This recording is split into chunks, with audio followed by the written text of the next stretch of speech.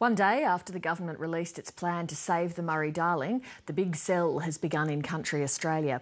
Farmers and irrigators will now have the chance to tell government officials face-to-face that they believe the plans to phase in water cuts will ruin their livelihoods and communities. And they already are, with the Water Minister Tony Burke today at the receiving end of one farmer's fury. Reporter Mike Sexton is in the New South Wales Riverina, where a quarter of Australia's produce is grown. It's one of the areas likely to be hardest hit.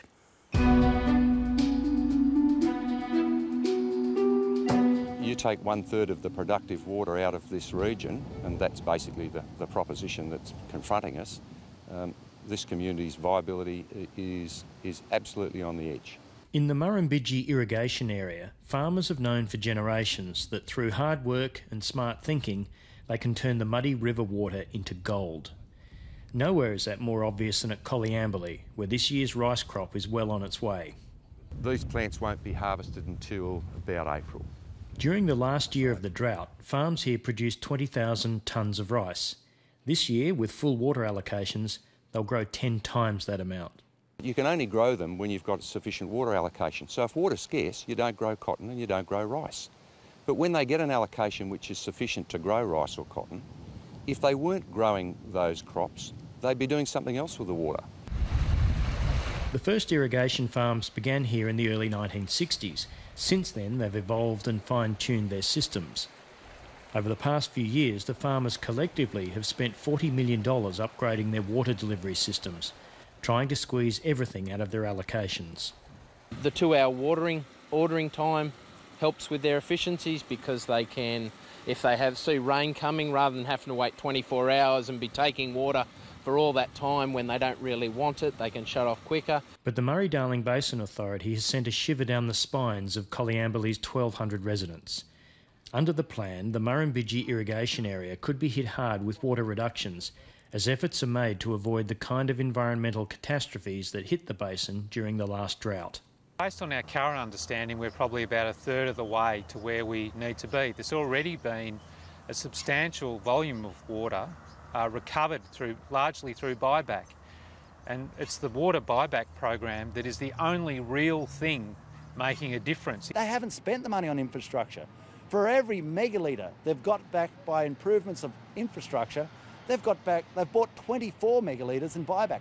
And 24 megalitres in buyback is the mechanism that pulls the economic rug out from underneath towns. Yesterday, they released the plan, and today we're in Griffith. Opposition water spokesman Barnaby Joyce held a lunchtime meeting today for business and community leaders.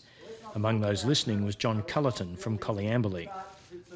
He believes the stereotype of irrigators being ignorant or reckless when it comes to the environment isn't helping the process of finding balance in the system.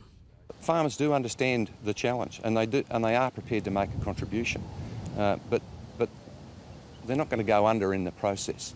I mean, every farmer in this area signed up to a land and water management plan a decade ago, and as part of that plan, they committed to making improved provision for the environment. There is now 8 years and $10 billion available for water to be recovered before any reductions are made in allocations to irrigators.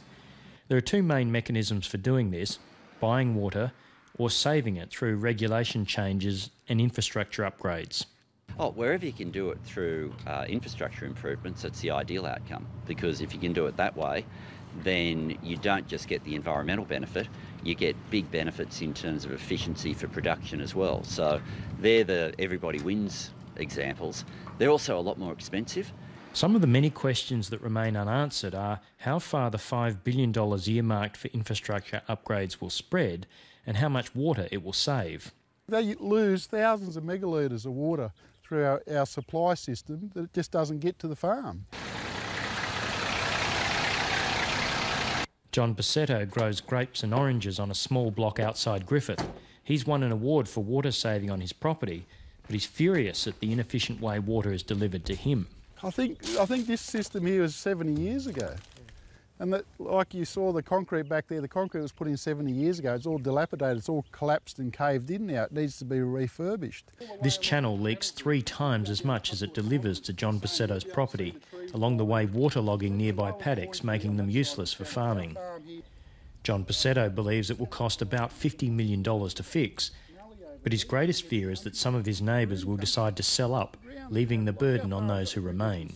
Imagine if 7 of them sold their water to the government and those farms are dry farms. This channel still has to run to supply the other 7 farms, so instead of 14 people paying for the water delivery, 7 farmers are now paying for that water delivery of this channel. John Passetto is carrying the stress of an unsure future, and early this evening it boiled over as Water Minister Tony Burke emerged from a meeting at the Griffith City Council. You come to a town where you're going to destroy people's lives and you just sneak in here and sneak back out. Why don't you go down the main street and meet the people of Griffith? You should be ashamed of yourself. You've got no shame, you've got no conscience. The basin plan looks like being a hard sell.